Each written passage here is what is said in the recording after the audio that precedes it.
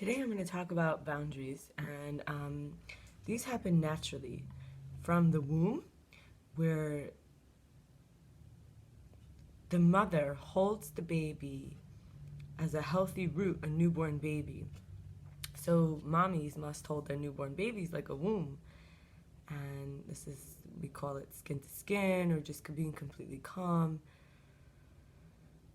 The infant doesn't have to interact. The infant is just resting. And to bring that quality into our life. And we have words for this like Om. Everyone who has done yoga, or we heard it in Sanskrit, and it's the word Om. And Om is like first home, original origin, place of origin. This is when there is no other. We are a part of, so it's like there's no other that breaks the home.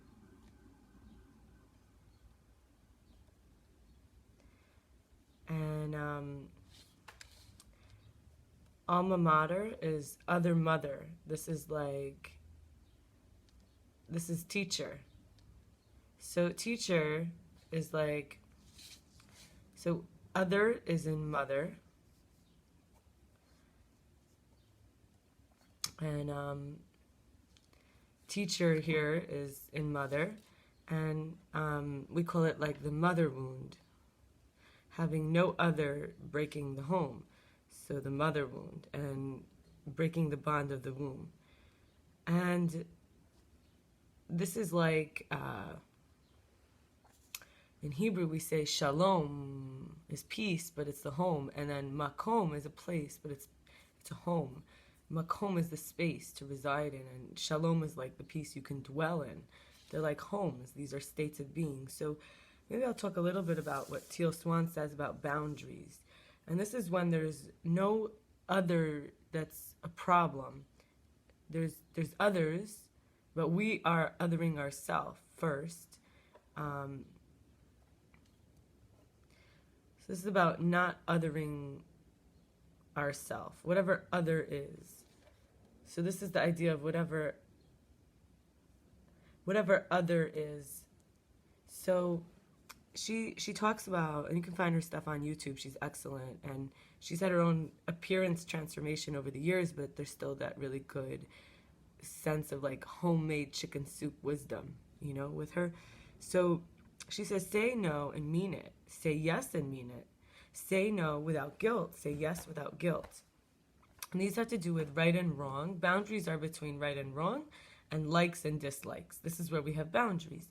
So we might other ourselves, the part of us that likes something, we're saying it's wrong. Or the part of us that doesn't like something, we're saying it's right. And so this applies to ourself and other, and self with self. But the first self that we other is ourself. So she says, putting integrity and values over pleasing others. Speaking up as needed when we feel discomfort. I'm paraphrasing, but this is the ideas. When we feel neutral, when we feel like there's mistreatment, just speaking up. This is wrong. I don't like this. Starting to learn that our rights and our likes are valid. Choosing our own beliefs over adopting others just to be accepted, and not getting overly involved in other people's problems or difficulties. Not getting interrupted or distracted to accommodate others' immediate wants and needs from the things that are important to me. Only having wanted touch. Not defining usefulness by how much we give to others. And communicating and defining emotional needs in relationships. I need more affection. I need not to be interrupted. I need quiet time in the morning before I poop. I need to eat only vegetarian food, whatever it is. And this idea of each one teach one, where the other is a version of ourselves that's not actually out to get us.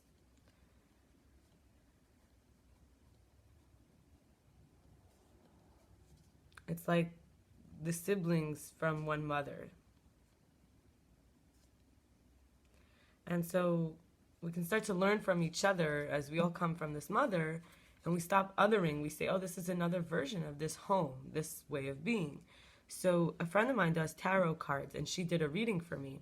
And this is what she came up with a few months ago for me. I'm going to share, some of this. She said it has to do with family, roles, membership, group, community, partner, belonging. And it triggered by a lack of accountability in the leadership being willing. And this was true. I was trying to become invested in part of a community. It's about 6 months ago. She didn't know any of this. I was trying to become invested in a community of where I grew up, my hometown. And I still go there sometimes, but that wound of other, I felt so other by them. I felt different. In that sense, I was exactly what she was describing, what I was going through. But if I wouldn't have been open to her, I wouldn't have had this clarity in words right away. So she really helped me push through a lot of time that could have been to figure this all out on my own.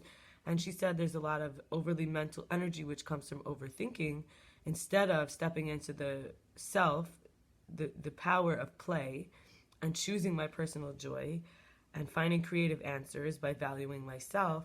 I was busy thinking about, this community, the roles, different little groups in the community, how the family system I have, we didn't really fit into the community, and how the community wasn't welcoming of individuals that were different, and the roles, I felt like I didn't belong. I thought I'm only valuable if the partner fits in with what they tell me. And so really very triggering by the fact that the willingness of the leadership was not to transform with the truth as it's being revealed, but rather to be staying in power. And so I found a lot of healing in her advice, which could work for anybody. And then she pulled out an oracle card, and there was to get more, in other words, I was doing things for the sake of being loved and for the sake of being rather than just being and loving. So she pulled out an oracle card, she said, to give me some information, and it was the wisdom card. It said intuition, mystic, dreamer, light worker, fear, not being taken seriously, not being valued, not being respected. And that hit home for me. And if I wouldn't have made myself vulnerable and allowed someone, maybe it felt other. I wasn't raised with the tarot cards. And, it was other to the wisdom in me. But she couldn't have given herself that advice. She had to give it to me. And I had to give her, some of the stuff that I was able to contribute to her. We needed to feed each other with these spoons of what we are given in a big pot. It's not always something we can have. Sometimes we need to give it to the other. And so this might be kind of in religion, a big difficulty, because people like to say my God is the true God and your God is not the true God. But if we look back in the historical records, and it says that, how do we agree on a God? It's Abraham actually, and I would say here, mother, life, flow, water. So I'm gonna use this as the central point. The flow, it's the other, but it's always changing. The mother one day is telling us that we're doing something wrong, but the next day it's something right. And we just have to kind of keep track with the stability that there's a deeper wisdom there. And that we need to trust each other, even if it's not our minds can think the rules out always. There's the mother wisdom. It's very different than always having rules. It's constantly having changing wisdom. So anyway, this water concept of mother. So there was this man named Melchizedek, and he's also known as the son of Noah from Noah's flood in the Bible, and his name is also Shem. And he opened a school, Shem and Aver, Eber, which is from Ivri, crossover. And this is where first mystical wisdom started in any of the traditions for any of the cultures that have anything to do with the Abrahamic, so you say Christian, Judaism, Muslim, any of those, but before that even. So this man Melchizedek, Abraham visited him in Salem. They had no walls, and it was on top of a mountain. And God, according to him, was the most high creator of heaven and earth. He called this Yud He Vav He. Can be pronounced in many different ways. And Melchizedek had a later ruler called Adonai Tzedek, and so this is like a lineage of people who lived a very long time in this area. And after, Abraham said, I call this God Most High, creator of heaven and earth, Yud He Vav He, Melchizedek, or Shem, said, we call this God Salem, which means peace, shalom, wholeness, completeness. Shalem is like envelopment. And David named his son Shlomo, same root. So in the time of Adoni Tzedek, a later ruler from the same lineage, Joshua killed, these, the sun stopped and the Jews invaded. Yoshua held his hands up, the sun stopped, the Jews invaded this place. And shortly after, the kings of the Canaanites pleaded with the Paro. The Canaanites had lived there, pleaded with the Paro that the Ever, the Habiru, the Ivrim, the nomadic invaders were taking over. So this is an interesting story, kind of. And in between, it was called Jebus, the Jebusites, which are the Canaanites. So it went from Salem, everyone believing in the same God, to then the Jebusites, aka the Amorites, or the Canaanites. At that time, Joshua, during this time of the Canaanites, when this lineage of the Melchizedek, Adoni Tzedek stopped being in agreement of the God Most High, creator of heaven and earth, there started being laws, land laws. Not the law of God, but the laws of the land, of the place where people lived, and they decided how it should be. Eventually, this started being called Jerusalem. Jerusalem means the cornerstone, the foundation stone, the Shalem, the cornerstone. And this starts to tell us what's happening here. So in the history, there's many different people. For example, there's a ruler named Herod, and he started building a citadel. And, we could think of hedge funds. There's the Citadel Corporation, how much money they make there, and just the idea that it's a fortification. But even in the physical world, if we'd like to think property is fortification, we have fortresses, and we have big, we have drawbridges, moats. We have ways of building physically, towers and walls. And David actually continued, and this was called Zion. This Zion is this mountain, which I mentioned before, which had no walls. It was just open. But why did everybody want this place? And it appears that there's this place there's this water body, this water well that constantly flows, still flowing now, from all these centuries ago, called Gihon. It said it's one of the 4 rivers of Eden that originally were one river: the Tigris, the Pishon, the Euphrates, and the Gihon. It says it encircles the entire land of Cush. Cush is also possibly Ethiopia, also possibly one of the sons of Noah. So was actually it's one of the sons of Noah. So the city of David was captured via this water system. In other words, David had a man come in through the plumbing, and they slowly redirected the water so that it couldn't go to everywhere.